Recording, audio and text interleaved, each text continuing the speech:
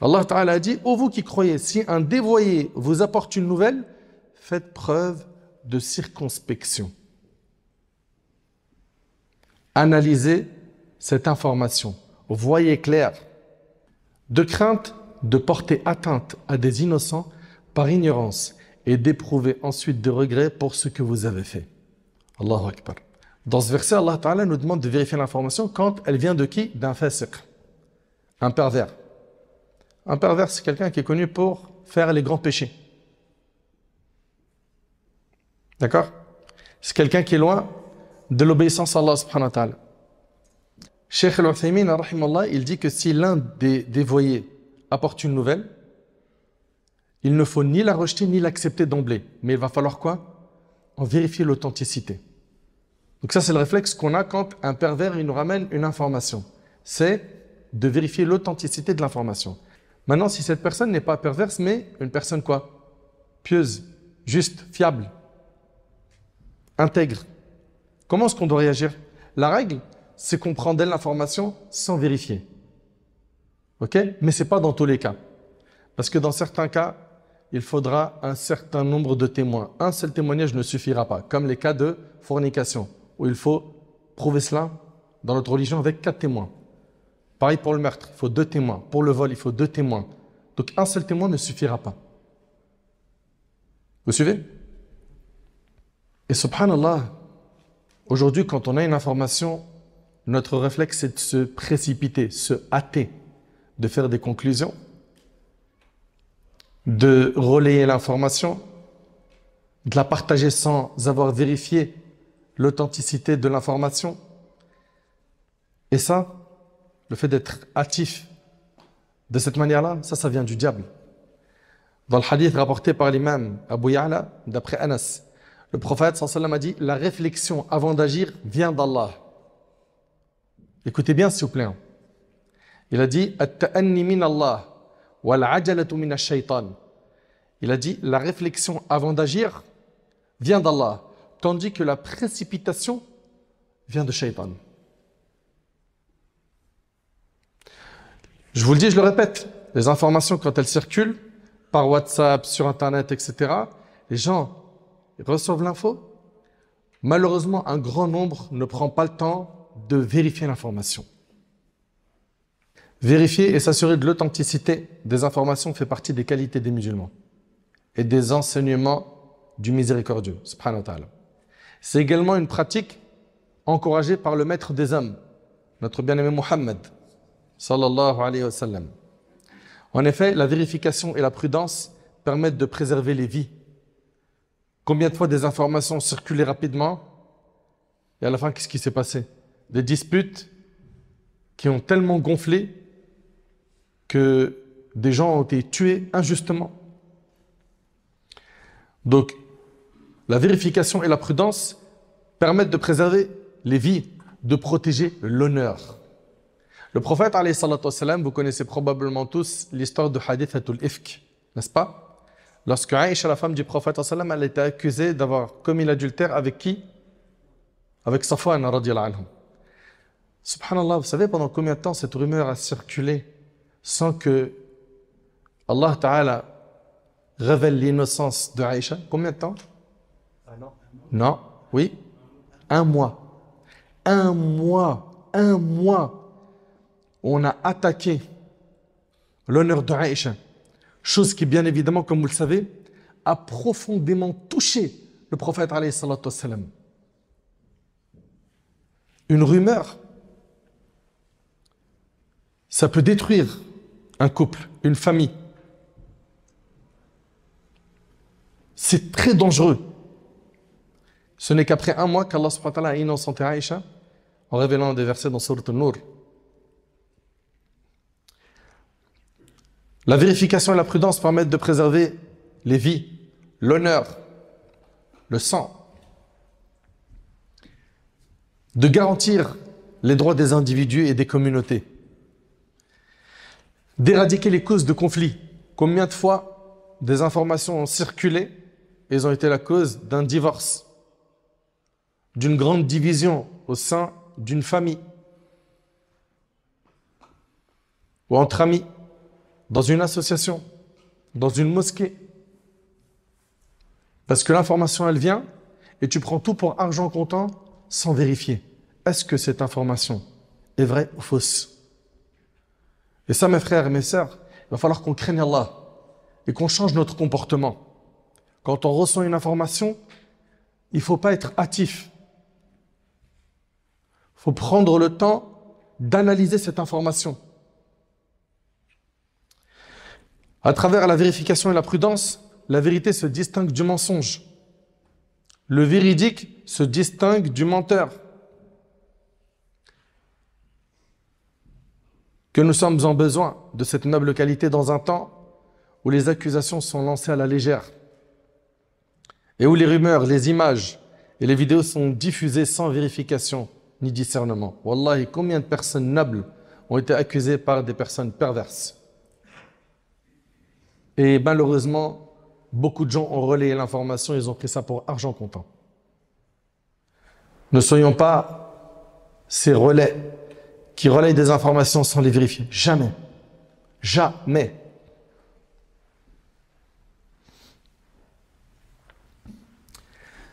Les prophètes et les messagers étaient de ceux qui étaient prudents et prenaient le temps de vérifier les informations. Le prophète Sulayman alayhi salam, lorsqu'il reçoit la huppe, vous connaissez le hudhud, et la huppe, elle vient avec une information que Sulayman n'avait pas. C'était quoi? Qu'il y avait un peuple qui adorait autre qu'Allah. Il n'a pas rendu de jugement avant de s'assurer de la véracité de l'affaire et de vérifier les faits. Qu'est-ce qu'il a dit dans le Coran? Sananzur asadaqta am kunta min al-kadhibin. Allahu Akbar. Et c'est le réflexe qu'on doit avoir. Sulayman lui répondit, nous allons voir si tu dis la vérité ou si tu mens. Et ça devrait être, subhanallah, notre devise. Notre approche,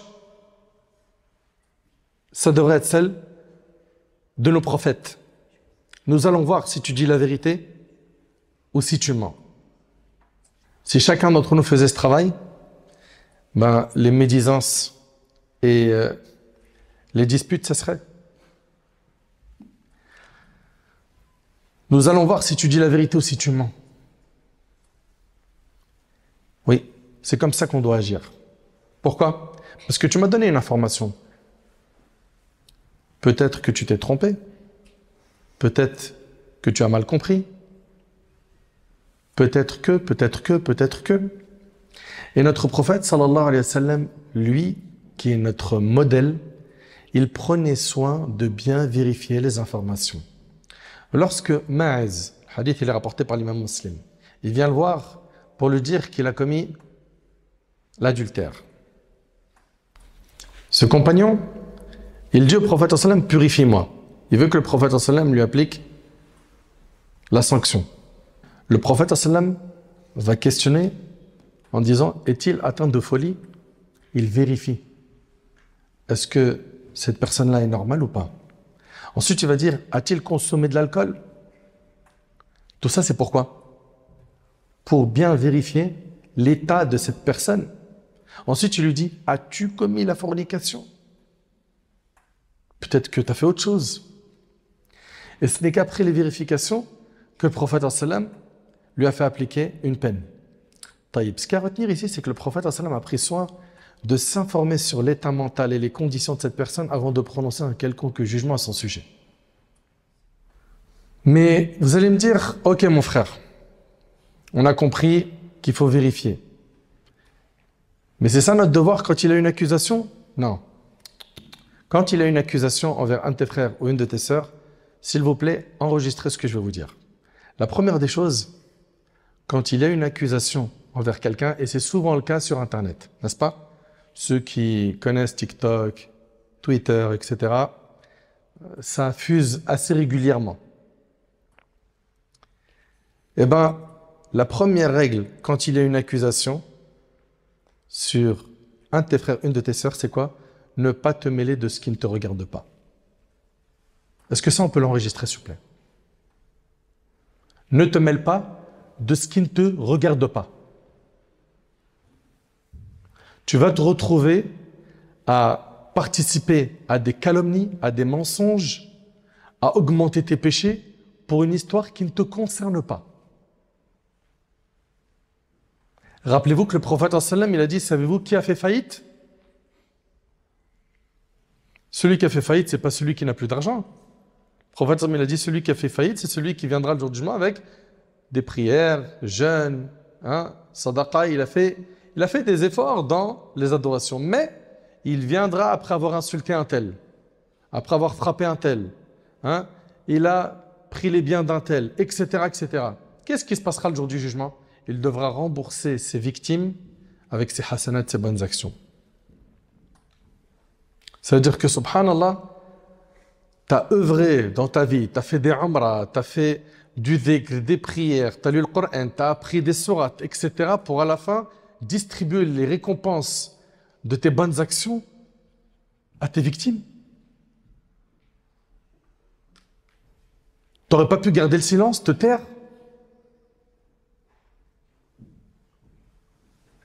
Et surtout aujourd'hui, je ne sais pas si vous avez remarqué avec la mode de certains influenceurs qui se donnent le devoir de commenter tout ce qui bouge. Et combien de fois ils le font sans vérifier les informations, sans connaître les tenants et aboutissants, sans avoir les deux versions, sans avoir surtout les compétences religieuses requises pour traiter ces sujets. Mais c'est de la folie.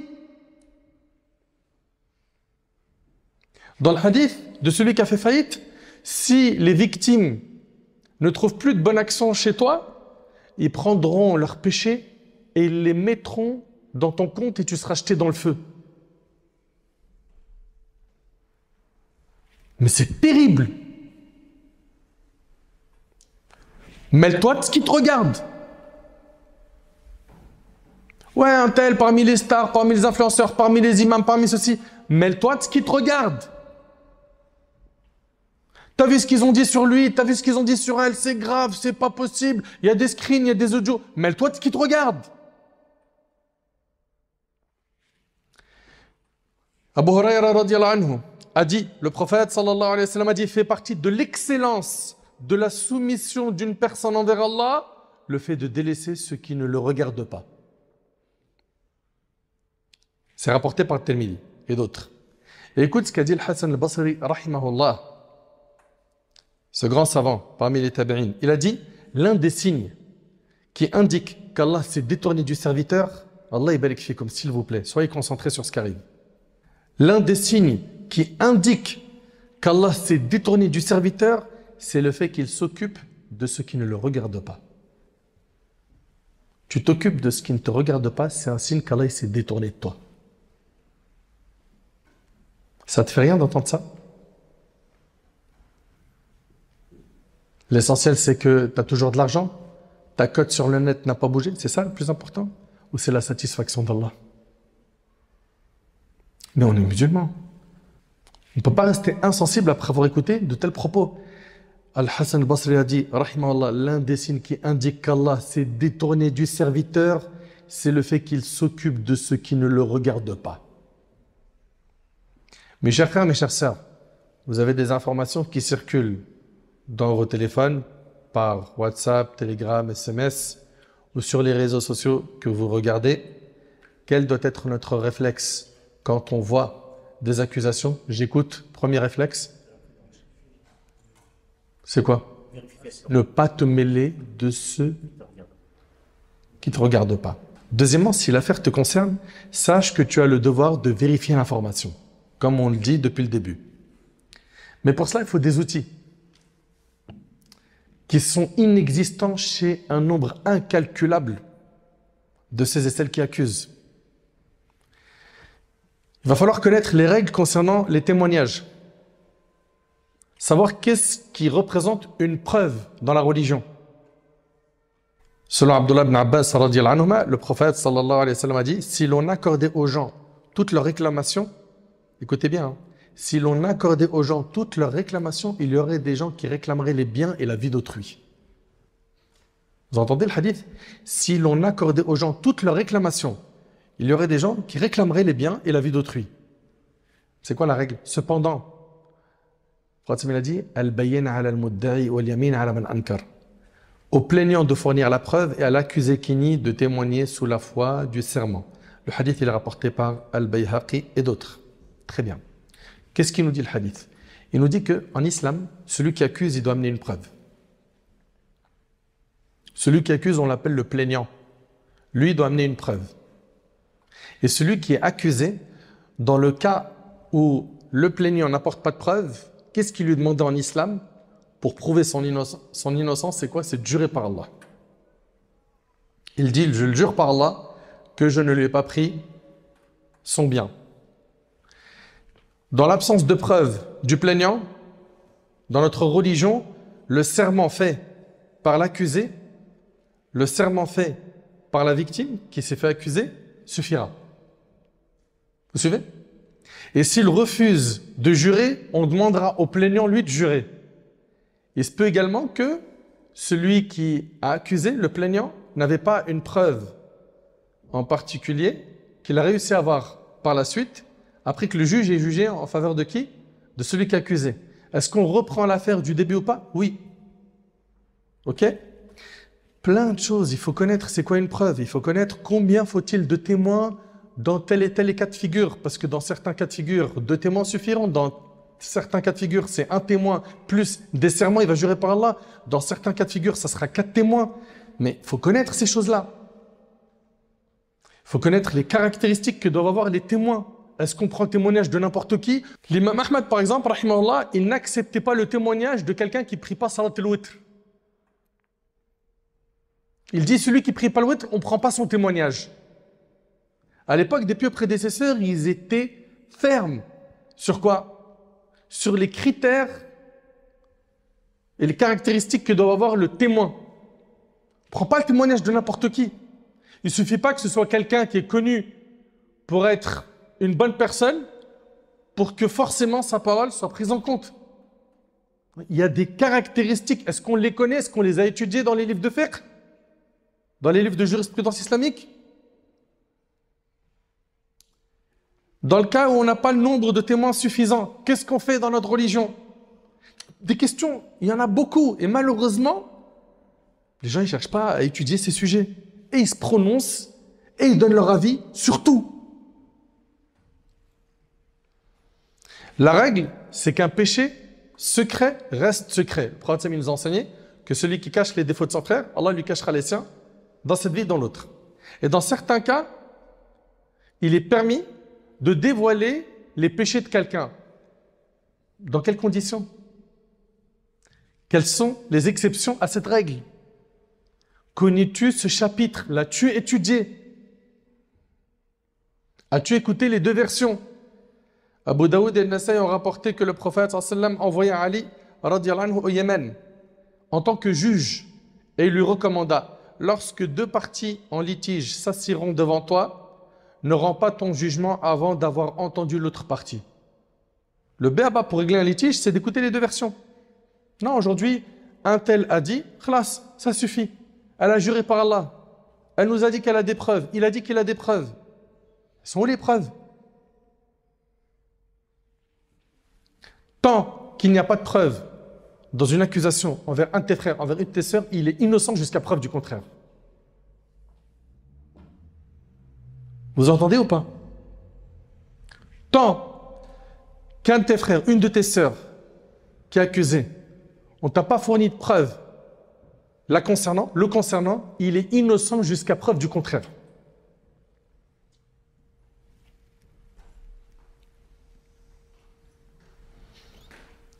Lorsque 2 parties en litige s'assiront devant toi, le prophète il a dit ça à Ali, ne rends pas ton jugement avant d'avoir entendu l'autre partie comme tu as écouté la première, car cela est plus à même de te permettre de juger avec justesse. Chers frères, chères sœurs, pour terminer, que chaque musulman se rappelle qu'il sera tenu responsable devant Allah subhanahu wa ta'ala et qu'il devra rendre des comptes sur tout ce qu'il a prononcé. Allah tabarak wa ta'ala dit: Ma yalfidhu min qawl illa ladayhi raqibun atid. Il ne prononce pas une parole sans avoir auprès de lui un observateur prêt à l'inscrire. Tout ce que tu dis, les anges l'écrivent. Tout ce que tu tapes sur le net un commentaire en dessous d'un post, une publication ou un tweet ou autre, tout ce que tu dis, ce que tu écris, c'est inscrit par les anges. Il est donc de notre devoir de ne pas nous laisser entraîner par les insufflations du diable. À ceux qui nuisent à l'honneur de leurs frères et de leurs sœurs, méditez avec moi sur ces deux hadiths. Selon Abu Barz al-Aslami, le prophète a dit « Ô vous qui avez cru avec vos langues, alors que la foi n'a pas encore pénétré votre cœur, ne nuisez pas aux musulmans. Ne nuisez pas aux musulmans et regardez bien, et ne cherchez pas leurs défauts. » Il y a des gens, ils sont comme ça, sur les réseaux sociaux et ailleurs, ils sont fans d'aller chercher les défauts des autres. Et ne recherchez pas, et ne cherchez pas leurs défauts, car celui qui cherche les défauts de son frère, Allah cherchera les siens. Et celui dont Allah cherche ses défauts, il l'humiliera en mentionnant ses défauts, même ce qu'il a commis seul dans sa demeure. Rapporté par Ahmed et Abu Daoud. C'est-à-dire quoi? Tu t'aventures à chercher les défauts des gens, attends-toi à ce qu'un jour tu sois humilié. Tu seras humilié par Allah. Et le prophète sallallahu alayhi wa sallam a dit que celui qui dit sur un croyant ce qu'il n'y a pas en lui, tu l'accuses de quelque chose qu'il n'y a pas en lui, Allah le fera habiter dans Radratul Khabal. Vous savez c'est quoi Radratul Khabal? C'est les sécrétions des gens de l'enfer. Allahu Akbar. Ne soyons pas de ceux qui salissent l'honneur des gens, mais plutôt de ceux qui défendent l'honneur des gens tant que cela est défendable. Selon Abu Darda radhiyallahu anhu, le prophète a dit, et c'est avec ça que je termine, celui qui défend l'honneur de son frère, Allah détournera le feu de son visage au jour de la résurrection, rapporté par Tirmidhi Ahmed. Tu défends l'honneur de ton frère, Allah subhanahu wa ta'ala il protégera ton visage du feu de l'enfer yawm al-qiyamah. Soyons de cela. Soyons de cela. Donc mes chers frères, mes chères sœurs, quand une information elle arrive, est-ce qu'elle me concerne? Elle ne me concerne pas? Ça c'est la première question que je me pose. Si ça ne me concerne pas, je ne la calcule pas, je ne la commande pas, ça ne me regarde pas. Pour moi, c'est comme si je n'avais pas reçu cette info. Si elle me concerne, là il va falloir que je fasse quoi? Que je vérifie l'information. Et pour la vérifier, il y a des règles dans notre religion qui sont ignorées par énormément de musulmans et de musulmanes. Et pour terminer, il faut qu'on contrôle nos langues, ce qu'on dit sur les gens, ce qu'on écrit sur les gens, car wallahi, que le jour du jugement risque d'être un jour très difficile pour certains. Très difficile pour certains. Ce jour-là, tu pourras regretter autant que tu veux, tu pourras pleurer autant que tu veux, ça ne changera rien. Donc, occupons-nous de nous-mêmes. Concentrons-nous sur nos défauts. Qu'on apprenne à être silencieux et qu'on ne commente pas tout ce qu'il y a autour de nous.